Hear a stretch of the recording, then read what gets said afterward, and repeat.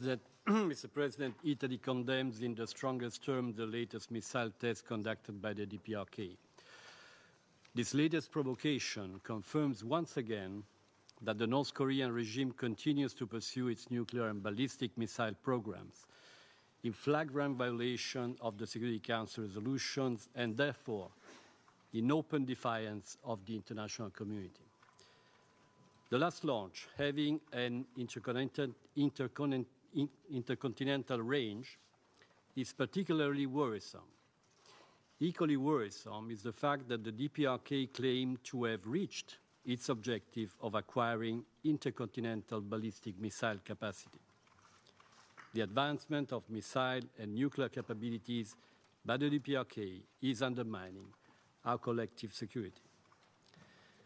The DPRK's escalation and destabilizing activities pose a clear, serious and growing threat to international security and the global non-proliferation regime. We call on the DPRK to take immediate steps to abandon its provocative, illegal and self-isolating policies, putting a verifiable and irreversible stop to its missile and nuclear programs, and embark on a different path. This objective continues to require a concerted multilateral effort to maintain a high level of pressure by the international community on the North Korean regime. In this context, Italy stands ready to work with all relevant stakeholders and members of the Council in order to devise additional and significant restrictive measures. In this endeavor, maintaining the Security Council unity of purpose will be crucial. We must also not forget that the civilian population of the DPRK continues to be highly vulnerable as a consequence of the regime's policies. We must therefore ensure, as we did in the past, that new restrictive measures do not have any negative unintended consequences for the humanitarian situation in the country. The ultimate objective of our pressure must continue to be a change of behavior by the DPRK, framing a path towards the denuclearization of the Korean Peninsula and the achievement of a peaceful and comprehensive diplomatic solution through dialogue.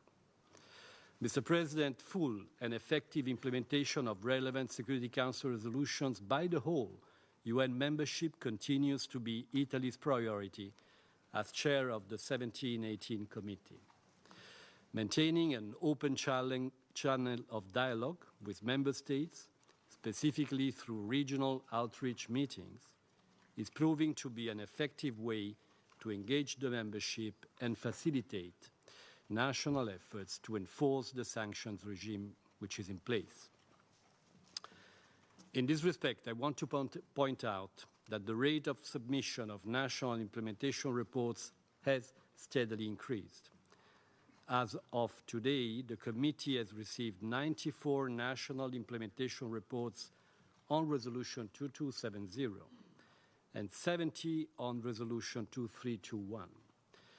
Moreover, all national reports under Resolution 2321, the latest adopted, were received in the last 4 months, showing a higher submission rate than under previous resolutions regarding the DPRK. While encouraging, this is still not sufficient. Let me therefore, as chair of the Sanctions Committee, make an urgent appeal to all member states to continue to provide the necessary attention to this urgent matter. I thank you, Mr. President.